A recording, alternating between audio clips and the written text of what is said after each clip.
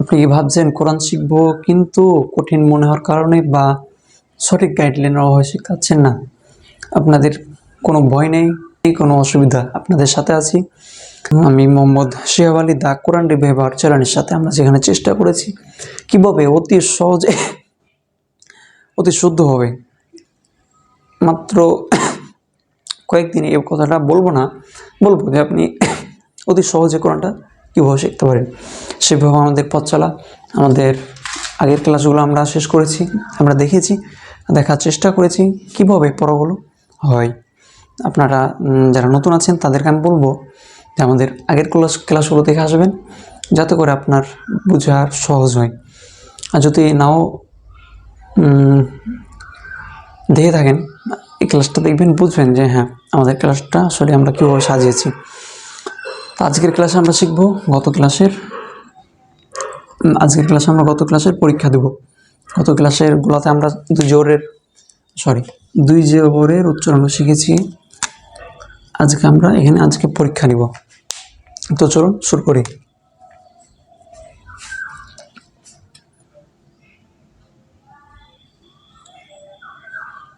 বলেন, ফা দুই জবর কি ছিল?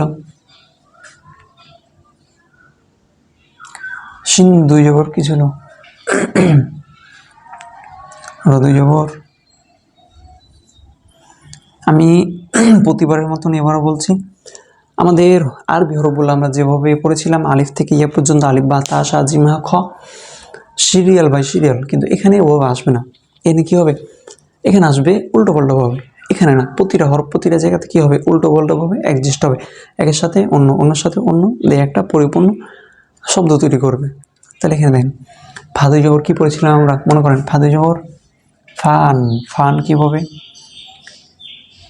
দুই জবর কী নিতে বলেছিলাম? একটা দন্তান্ন, তাহলে দন্তান্ন নেন, ফা দুই জবর ফান হলো। সিন্ধু জবর কি? বলুন, সিন্ধু জবর কি? শান। এবার র দুই জবর কী হয়? বলুন, র দুই জবর কী হয়? রন হয়। দ দুই জবর কী হয়? দ।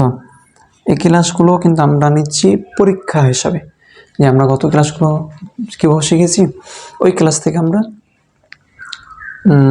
যা শিখেছি এখানে আমরা পরীক্ষা দেবো যে আমরা পারছি কি না। তাহলে দেখেন, ফা দুই জবর কি? ফান পড়েছিলাম, তাহলে এখানে আমি ফান পড়লাম, কোরআনে যে কোনো জায়গাতে ফায়ে দুই জবর মানে ফান হবে। এখানে আমি সিন দুই জবর শান পড়লাম, কোরআনে যে কোনো জায়গাতে সিন দুই জবর মানে শান হবে।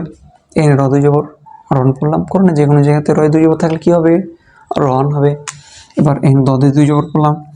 তাহলে কোরআনে যে কোনো জায়গাতে আমি এই হরফগুলো এখানে যা শিখবো উল্টো পাল্টো হবে, এই হরফগুলো এখানে যা উচ্চারণ হবে ওই জায়গাতে যে আমি যেটা দেখব, যদি এখানে দেখেছি সিন দুই জবর আছে, তাহলে কি এখানে আমি শান পড়েছি মানে শান, কোনো আপনি ভয় করবেন না বা কঠিন মনে করবেন না। এখানে র দুই জবর কী পড়েছি? রন পড়েছি, মানে ওখানে রন হবেই। এবার আপনারা নিচে নিচে করবেন। রেডি তো সবাই? রেডি? দেখেন,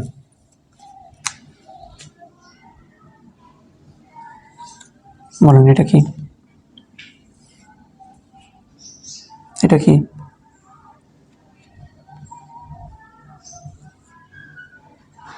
এটা কি? এটা কি? নিজে নিজে করেন, নিজে নিজে করেন। পরীক্ষা, এটা আপনাদের পরীক্ষা, এটা কিন্তু মাস্ট বি আপনার করাই লাগবে, যাতে আপনি বুঝতে পারেন যে না আমার পড়াটা আগে আমি শিখেছি, এখানে আমি পরীক্ষা দিচ্ছি। তাহলে পরোটা দেখেন, আপনি অনেক শিখেছেন, এখানে আপনি পরীক্ষা দিচ্ছেন, এভাবে আগে যাবেন। যদি এখানে সমস্যা হয় আগের ক্লাসগুলো আবার দেখবেন, প্রতি ক্লাসে এই নির্দেশনা থাকবে। বারবার হয়তো বলতে পারবো না, বা বললেও খেয়াল করবেন যে এখানে যা পড়বেন, যদি না পারেন পরবর্তী ক্লাসগুলো দেখে নেবেন, আবার পরীক্ষা দেবেন, আবার পারবেন না আবার দেখবেন, কিন্তু পারবেন।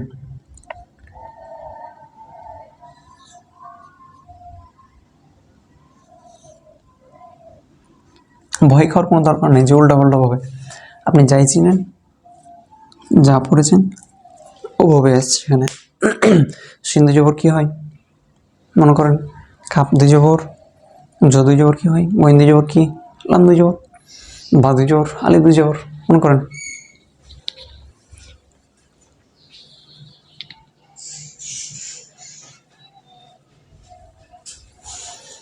তাহলে দেখেন, হলো? হয়েছে এগুলো? দেখেন হয়েছে? আমি দেখছি, এবার দেখেন মিলান। সিদ্ধ জবর কি ছিল বলেন? শান ছিল। কাদ্য জবর কি ছিল? কান ছিল।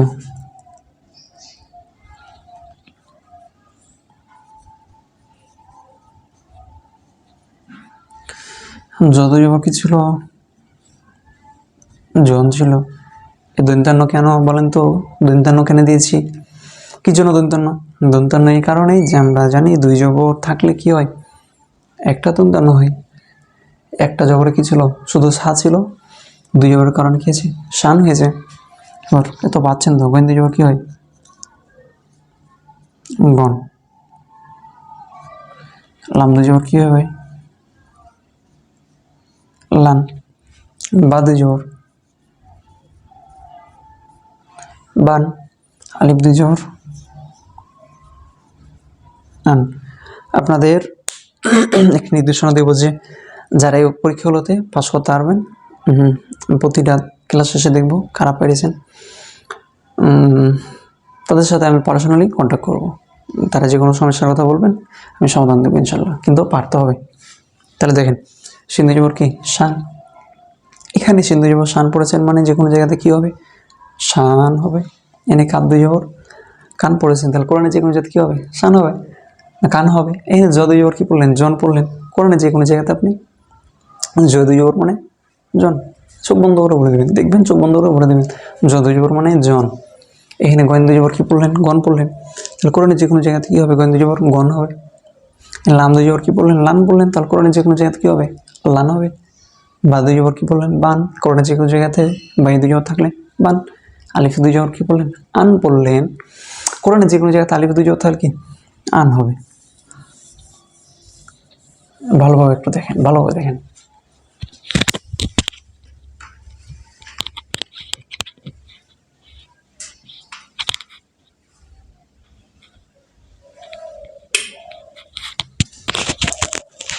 হয়েছে, বুঝতে পেরেছেন?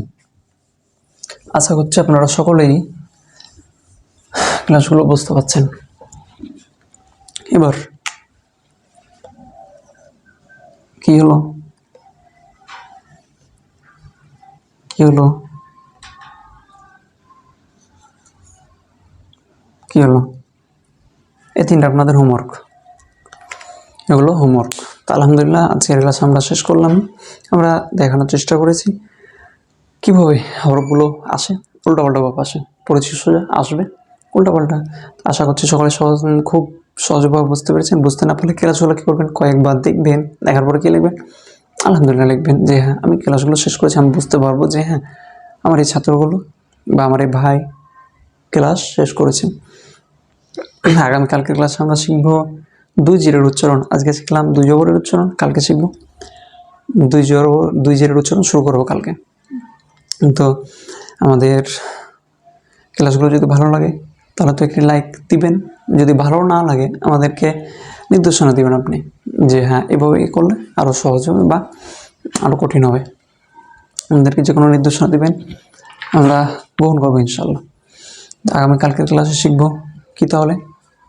দুই জেরের উচ্চারণ। তাই আর দেরি না করে আমাদের সাথে এখনই যুক্ত হন, যাতে সবার আগে আপনি ক্লাসগুলোকে পেতে পারেন। আর লাইক শেয়ার তো করছেন, পরিজনদের সাথে শেয়ার তো করছেন আশা করছি।